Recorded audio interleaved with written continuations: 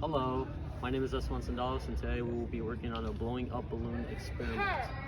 So the materials required for this experiment includes a balloon, baking soda, vinegar, and a bottle. So first, what we will have to do is get a balloon and fill it up with baking soda, at least 1/3 of a cup. From there, we will have to empty out a water bottle. It can be any type, it doesn't matter, and fill it up around halfway with vinegar. Once we do that, all we have to do is just open the water bottle, and using 1 or 2 fingers, it doesn't matter, put this over it.